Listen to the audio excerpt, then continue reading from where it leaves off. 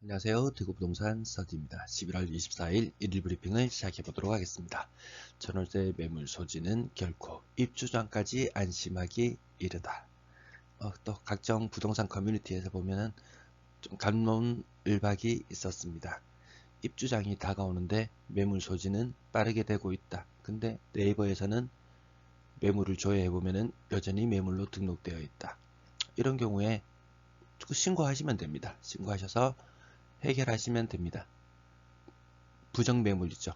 허위매물 올라온 부분이 때문에 입주장 전세가가 안 올라서 불만이신 분은 과감하게 신고하셔서 건전한 시장 분위기를 조성해 나갈 수 있으면 좋겠습니다. 거래량과 거래대금 살펴보시겠습니다. 아파트 거래량 전일 대비 79건 추가로 신고되었습니다. 이맘때 되면 한 50건 정도 추가로 신고가 되어야 되는데 79건 조금 많은 편이었습니다. 그래서 왜 이런지 찾아보니까 황금동 해피하우스 투인원 약 20건 거래가 신고되었는데 그것도 다 신고가, 거의 신고가로 형성되어 있었습니다. 그래서 오늘 신고가는 총 28건으로 상대적으로 많게 느껴지지만 그 20건을 제외하면 실질적으로는 신고가는 한 8건 정도 된다. 이렇게 보시면 되겠습니다. 아마 그 물건은 새로 이렇게 매입을 해서 부수고 새로 집을 짓는 것 같습니다. 달서구에서도 한 3, 4개월 전쯤에 그런 사례가 있었거든요. 주상복합을 짓기 위해서 저층의 아파트를 부수는 경우가 있었습니다.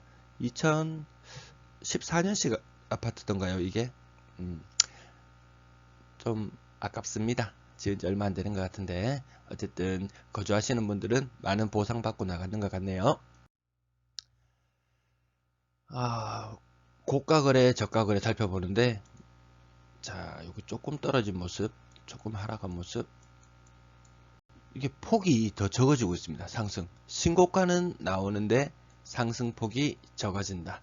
물론 요 밑에는 하락 거래가 더 많이 있습니다만 제일 상단만 보여드리는 것이기 때문에 이렇게 나타나는데 신고가의 오름폭이 확 튀게 눈에 띄게 큰 것이 잘 보이지 않는다. 그게 요즘 모습이네요. 자, 저가 거래 형태들 나름 하락폭이 생각보다 큰 겁니다. 이거 작게 보여도.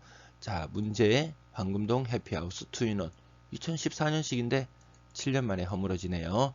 여기 거주하시는 분들은 요거는 조금만 차익이 있지만 5천만 6천만 원 차익 있는 경우도 있더라고요. 아파트 거래대금 전월 넘어서는 모습입니다. 예년에 마무리가 다 되어도 작년 화랑기 때의 5분의 1 2조짜리 시장이 4천억짜리 시장으로 줄어들었다. 구분별 거래량 여기는 아직까지 수치가 조금 높게 나오긴 한데요. 10월달 1400건 정도 마무리되지 않을까. 요거 참 애매합니다. 8월의 거래량을 넘어설 것이냐 넘어서지 못할 것이냐 한번 지켜보겠습니다. 분양권 거래량 전일 대비 7건 추가로 신고되었습니다. 월배 3정 최고 7억 9천까지 거래되었다가 5억 9천짜리도 거래되는 거 있는데 아마 입주권이지 않을까 싶습니다. 거래대금 분양권은 자꾸 잘 안 봐지게 됩니다. 거래가 너무 드물게 일어나고 있어서. 전세 거래량 전일 대비 55건 추가로 신고되었네요. 자, 평균 전세가 이 격차를 해소하지를 못하고 있습니다. 어제 범사만삼, 그 대구에서 말 많은 범사만삼을 조회하다 보니까 범사만삼은 이 빨간색 선과 2021년의 빨간색 선과 2020년의 노란색 선이 교차하는 지점이 7월 중순 이후였습니다. 뭔가 범사만삼이 대구 분위기를 선도해 가는 건가요? 미리 알지 못했겠죠. 제가 이렇게 조사하지 않았다면 미리 알지 못했을 텐데 범사만삼은 뭔가 다른 것 같습니다. 대구를 선도해 가는 건 맞는 것 같습니다. 물론 전체적인 범사만삼의 거래량이 적기 때문에 조금의 가격 변동으로 크게 변화를 일으킬 수 있다. 그런 부분도 알 수 있었던 시간이었던 것 같습니다. 월세 거래량 전일 대비 41건 추가되었습니다. 예년만큼 거의 예년만큼 799건인데 예년만큼 오를 듯하네요. 근데 월세 합계 금액은 적습니다. 평균 월세 가격 요거 어제 제가 보여드렸었나 모르겠는데 평균 월세 가격 올해 굉장히 중순까지 높게 나타나다가 점점 이 가격도 떨어지고 있습니다. 월세도 비싼 월세를 찾기보다 싼 월세를 찾는 분도 계실 것이고 여기 월세 가격에는 반전세 가격이 포함되면서 떨어지는 효과도 일부 나타나는 것 같습니다. 평균 월세 보증금 이렇게 확 높아진 거 보이시죠? 지난달 10월달 대비 11월달은 나타나는데 아마 반전세 거래가 조금 비중이 더 높아지는 것 같습니다. 하지만 전체 반전세 비중은 그렇게 높지 않은 것 같습니다. 전체 임대 거래량 96건 추가되었습니다. 96건이 추가되었는데 요 숫자를 한번 기억해 두세요. 대략 하루에 100건 정도 임대 거래가 이루어지고 있구나. 그리고 매물이 쌓이는 속도를 비교해 보시면 뭔가 차이가 보이실 겁니다. 매도 물량, 임대 물량 확인해 보시겠습니다. 지금 추세선 살짝 올라서 있습니다. 컴퓨터로 보시는 분은 잘 보이실 텐데 휴대폰으로 보시는 분은 잘 보이지는 않겠지만 추세선은 올라섰다. 대구 전세 물량은 6,143건 연중 최고치를 갱신했습니다. 연중 최저치 1월 4일에 2,100건 현재 6,100건 3배. 올 연말이 마무리 줄 때쯤 되면 한 3.5배 정도 7점권 선에는 가 있을 것으로 보여집니다. 월세 물량도 연중 최고치를 갱신했는데요. 이제 어느덧 2배가 다 되어 갑니다. 이게 그래도 계속 2,000건 아래에서 오랜 기간 머물렀는데 2,600건까지 월세 물량이 약 30% 늘어나는 데는 고작 한 달의 시간밖에 걸리지 않았습니다. 전체 임대 물량 8,808건.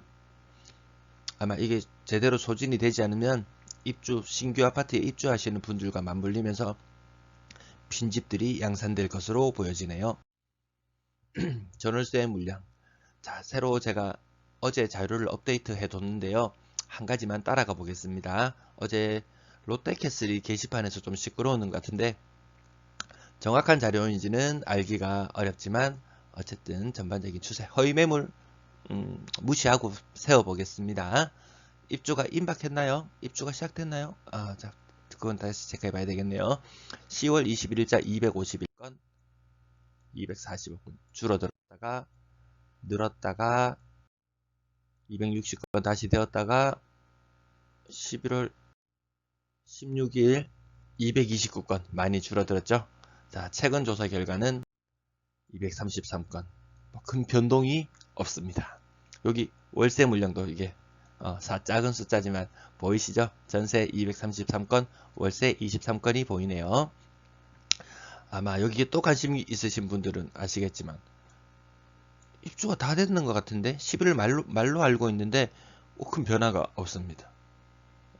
여기에 문제가 생기면서 이곳에 입주를 하려고 했다가 그 인근 아파트 전세가 빠져야지 나 이쪽으로 갈 수 있어 라고 하시는 분들도 계신 것 같은데 아마 여러 가지가 꼬이는 모습들이 종종 귀에 들려옵니다.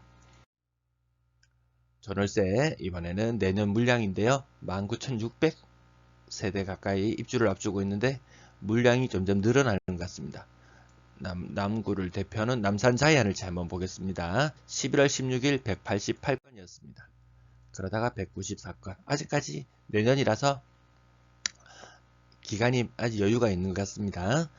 힐스테이트 버머 센트럴 약 3분의 1 가까이 전세 물량으로 나와 있습니다. 이게 마치 공식이 되는 것 같습니다.